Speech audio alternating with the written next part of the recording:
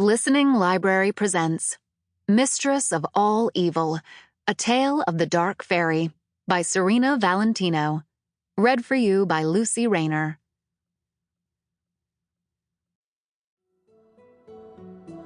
Prologue. The Dark Fairy's castle was eerily silhouetted against a tempestuous sky by a magnificent spiral of glowing green mist. Suddenly, a brilliant burst of green light shot up from the highest tower, warning every nearby creature that Maleficent was in a terrible rage.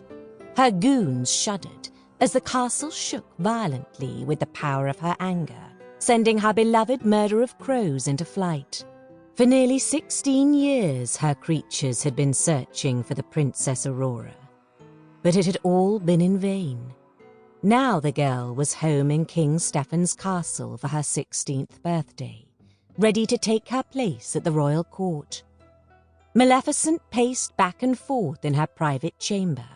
She hadn't been able to reach the odd sisters by raven or crow. "Why didn't they listen to me?" she muttered furiously. "They should never have trusted Ursula." Maleficent needed the sisters now more than ever, and she feared they were lost to her. She went to the enchanted mirror hanging on her wall. The three sisters had given it to her many years before. "Show me Lucinda, show me Ruby, show me Martha," she commanded. The mirror's surface swirled with a glowing violet light.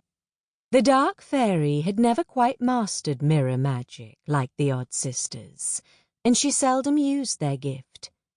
Nevertheless, after a moment, hazy images of the sisters appeared in the glass. They were wandering aimlessly through a large mirrored chamber. They seemed to be calling out a name over and over again, but Maleficent couldn't discern their words. "Lucinda, can you hear me? Sisters, I need you!" Maleficent cried. For a moment, she thought that the sisters had heard her, because they abruptly stopped their ceaseless wandering. "Sisters, where are you? I need your help with Aurora!" Maleficent shouted. Suddenly, Lucinda grew more distinct in the mirror.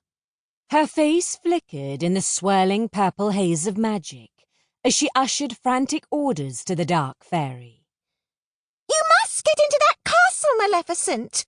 Go by fire! Go by smoke! Go by rhyme! Go by any means available to you, but go! Create the mundane instrument of her doom if you must, and send her to the land of dreams.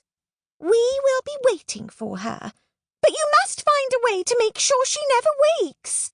Our powers are not the same in this place. It's all up to you. Now go!" And then, as quickly as she had appeared, Lucinda was gone. Maleficent only saw her own green face reflected in the mirror's surface. No matter how many times Maleficent called for Lucinda and her sisters, she couldn't summon them again.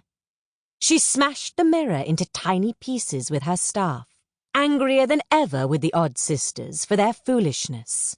Maleficent turned to her beloved pet raven, Diablo, who was perched on her shoulder. "It seems the odd sisters are lost in the land of dreams. I told them something like this would happen if they helped Ursula. They didn't listen, the fools." Maleficent tightened her grip on her staff. The green sphere on the end began to glow. "I will use fire, smoke, and rhyme. Those meddlesome fairies thought they could keep their darling Rose hidden from me. They thought they could keep her safe. But I know the king and queen have their precious princess within their castle at this very moment." Maleficent stormed to her fireplace. "I shall use fire," she cried as she slammed her staff soundly on the stone floor. Her castle rumbled as a large blaze appeared in her fireplace, followed by a matching fire in Princess Aurora's chamber. Through the flames, Maleficent could see Aurora crying. "Poor dear, she doesn't know she's betrothed to her one true love. All the better. Now I shall use rhyme, Maleficent declared, extinguishing the fire and closing her eyes as the words of her dark spell swirled through her thoughts. Bring me to their cherished rose, and bring this chapter to a close. By smoke, by fire, and by night, touch the spindle I shall ignite. Sleep will come to their fair rose, forever trapped in her repose. A tiny wisp of smoke curled ominously from Aurora's fireplace. Maleficent's yellow eyes contrasted brilliantly with the fireplace's darkness as she transported herself to King Stephen's castle.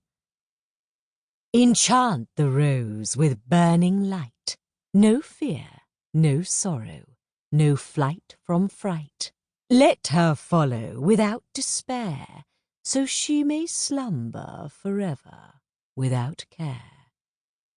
An odious green orb appeared in the princess's room, casting an unearthly green glow on the girl's pale face as she rose from her vanity. The luminescent sphere danced before her eyes, bewitching her to follow it through an enchanted passageway Maleficent had conjured in the fireplace. The spellbound princess followed the orb up a cold, dark stairway with an archway that eerily resembled a tombstone. Maleficent heard the troublesome good fairies calling their rose's name. With a flick of her hand, she closed off the passageway, leaving the good fairies behind. Higher and higher Aurora climbed, until she reached the tallest tower in the castle. The dark fairy transformed the malignant glowing ball into a spinning wheel. At last, her curse would be complete. As the wheel spins, so does time, unstoppable and divine, weaving my spell of endless sleep, in dreamscape she shall keep. The princess reached for the spindle, but hesitated. A force within her seemed to be struggling against Maleficent's evil spell.